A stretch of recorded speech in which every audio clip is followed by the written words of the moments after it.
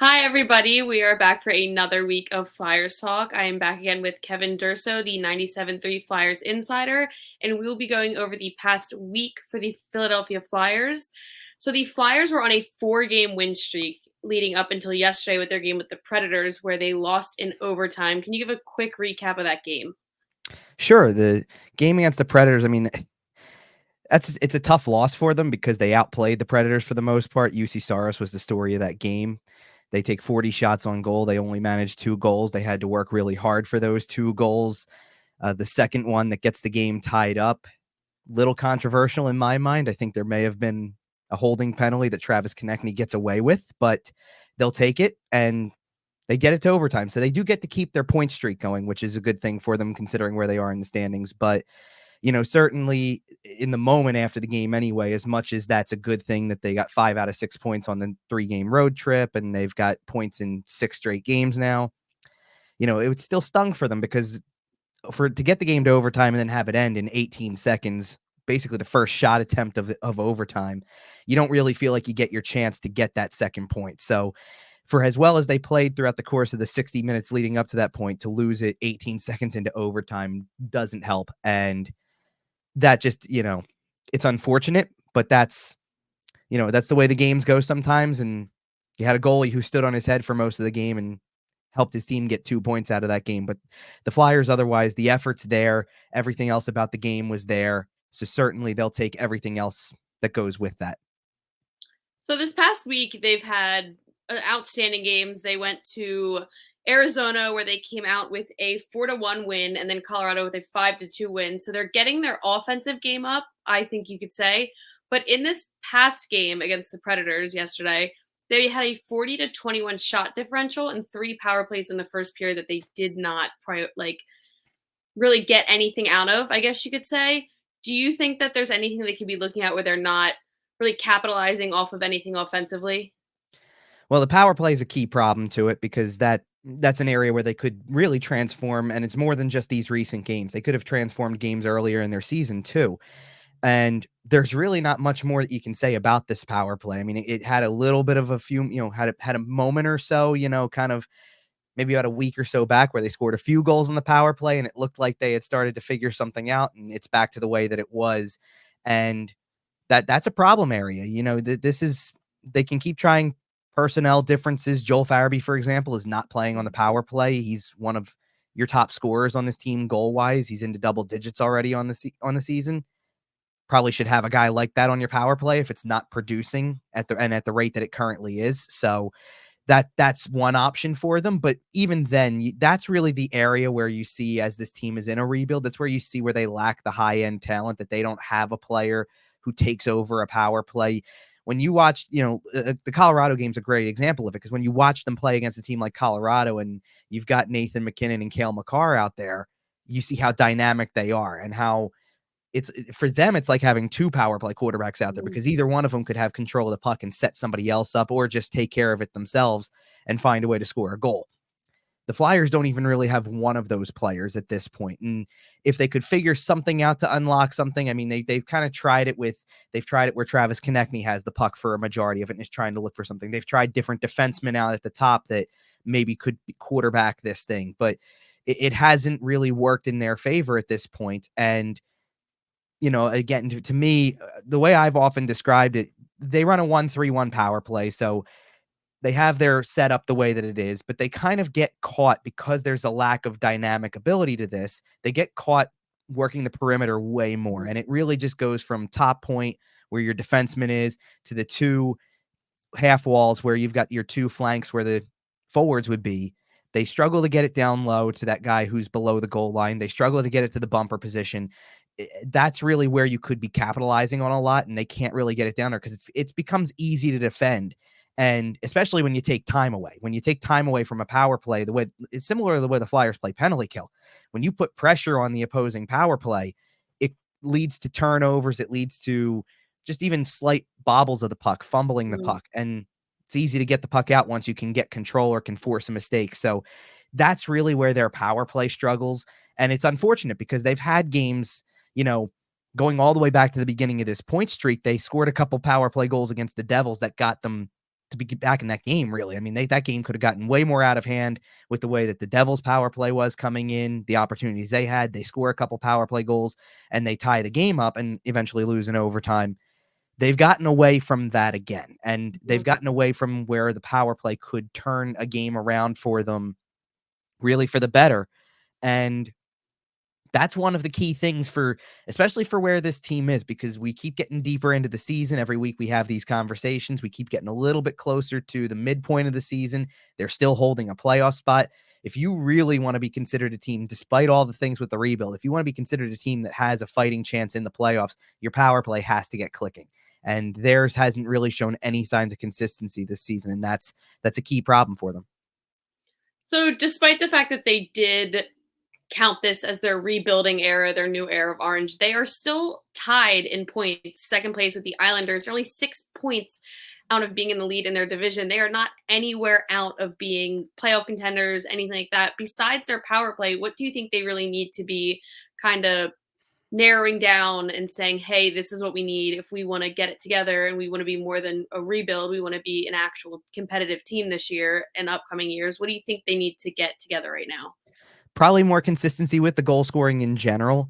The thing that they do well throughout the course of a game, even at 5-on-5, and certainly when they're on the penalty kill, is they find a way to generate shots. They're really good at that, honestly. They're seventh in the league in shots for per game. So it's not like they're struggling to get shots on goal or to have possession or anything like that, but they don't score enough. They're not in that same category as some of these other teams that would make the playoffs. They're not on that level yet. And they've got guys who have ability to do it. I think we've seen Travis Konechny have a knack for scoring goals on and going on hot streaks.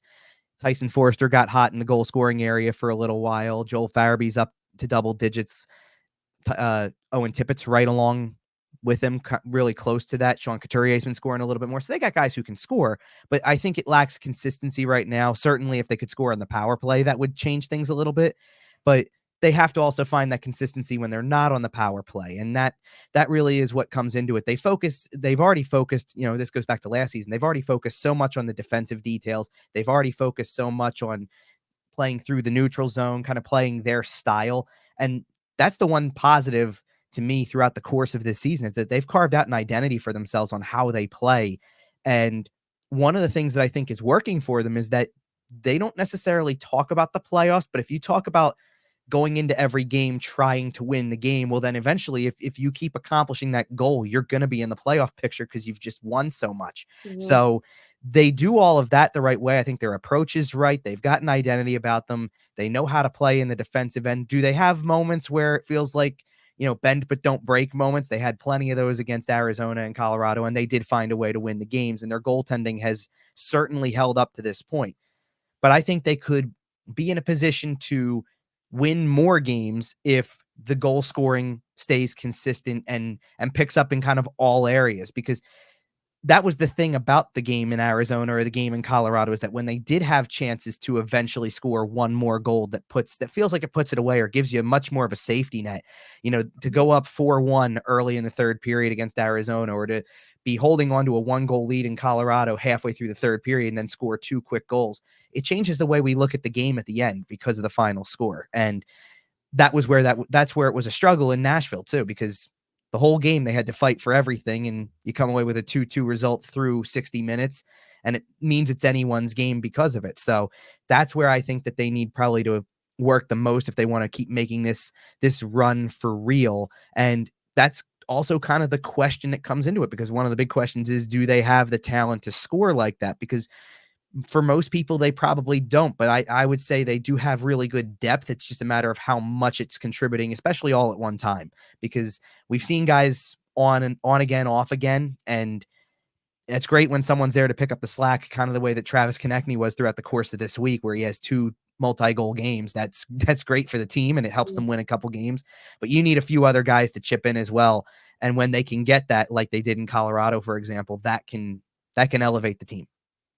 So no one really likes to say anything bad about a team when they're hot. So Philly's been kind of really excited about the Flyers lately. But one thing that I do think seems to be a common occurrence that people ask is, do you think that this team struggles because of the fact they don't have a captain? Do you think there's any sort of like kind of lost mind to it? I don't think so. I know that I think a lot of people just like the Mhm, idea of the captaincy because of the fact that it puts the responsibility on somebody from a visible standpoint to the fan base anyway. I don't know that it has as big of an impact in the room, especially for a team like this, as people think it does. I think especially for all the years that the Flyers had Claude Giroux, and it was easy to point out who the captain of the team was.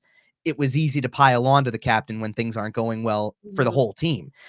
I think maybe people are looking for that at this point to an extent, and there's a small element of that because Scott Lawton's the only player who has a letter at the moment. So because he's the only player even wearing an A at this point, there is a little bit of an element that falls into that.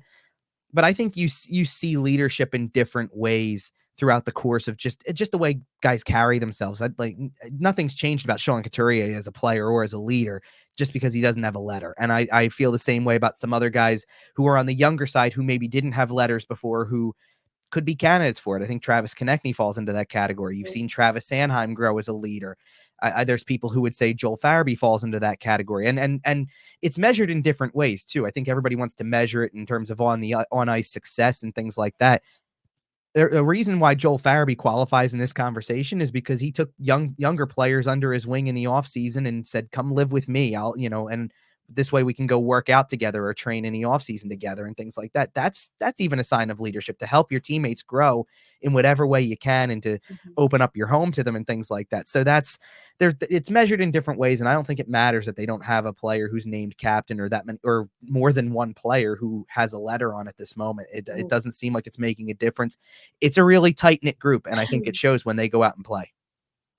So besides this win streak and this goal, this everything that's coming seems to be coming together for the Flyers, they've been having some players really stand out. You're talking about Travis Konechny. He had 2 assists in the game against Pittsburgh, and then 2 multi-point games with Arizona and Colorado. Carter Hart has been outstanding in that still. Sam Urson, people are going to try and argue and say, maybe he's falling off, but he's been outstanding in that also. So the team is really has a lot of things to look forward to. What do you think there's to look forward to with their game coming up this week against the Capitals? First and foremost, the fact that both of these teams are where they are in the standings, and that it makes it for an exciting atmosphere. I think these two teams come in very close. They're separated by 2 points in the standings. The Capitals have a little bit of a window of opportunity because they've played fewer games, so that puts them even closer in reality. The interesting thing about the Capitals is that there's a lot of things that don't make sense about where their record is. They're 14-8-3 coming into this game, and yet they're 30th in the league in goals for per Mhm. game. They're ninth in goals against per game in terms of preventing goals, which is a good thing. They're also a team that ranks 29th in shots for, kind of, to contrast what I said about the Flyers ranking there being seventh in the league. So that's kind of an interesting number that might favor the Flyers, is that on average, the Flyers take more shots and the Capitals don't take as many, and the Capitals do seem to give up a decent amount. They're 21st in the league in shots against per game. The Flyers are fourth. So the Flyers don't give up a whole lot of shots. They block a lot of shots. And I think that, whenever we talk about the Capitals coming into Philadelphia, or whenever these two teams get together, inevitably we talk about Alex Ovechkin and kind of the whole goal scoring watch and things like that. And it's pretty remarkable when you look at the numbers that are next to his name for this season, because Mhm. it's uncharacteristic of him. He's on a 10-game goalless streak as they enter this game on Thursday. And I think what's even more shocking about than even just that number is he's only got 5 goals on the season through 25 games. And out of those 5, only one of them is on the power play from, his traditional spot where he scored so many goals. And 2 of the 5 are empty net goals. So he's only scored 3 goals this season against a goaltender. Mhm. And that's just so uncharacteristic for what we think about with the Washington Capitals. This was a team early in the year too that didn't get off to a great start, and it was a struggle, and Ovechkin was a part of that because his numbers were lower than expected. Now it seems like the team has changed. They've gotten better. They're winning way more often. Their goaltending's been spectacular. And yet it's not coming from Ovechkin, and it doesn't seem like it's even really coming from even some of the regular guys. I mean, this is a team that not only has Ovechkin doing what he's doing by the numbers this season, Nicholas Backstrom's no longer playing right this moment. He's not part of the team. He's out indefinitely. TJ Oshie's been in and out of the lineup with injury. They've got guys who we are so familiar talking about that aren't the key contributors this time around. We're seeing instead, Tom Wilson's still producing a lot, and we're seeing Dylan Strome doing more and things like that. So you start to see different guys contribute.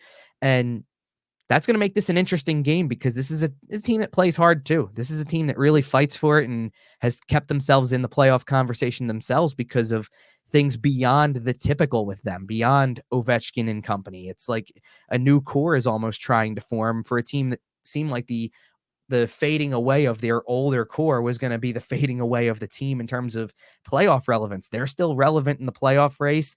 And a lot of people didn't have the Flyers here either, obviously, coming into this. So to get a mid-December matchup between these two teams where it means something to both of them, I think that's really exciting. Mm. So this team has a lot to look forward to, a lot of players to be watching, a lot of good things coming forward, and a lot of interesting games. Think about the Capitals, the Red Wings, and the Devils coming up in the next week.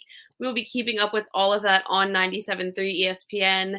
We will have articles up written by Kevin, and we will be keeping up on these socials where you guys can check that out. And we will be back next week with another Flyers Talk.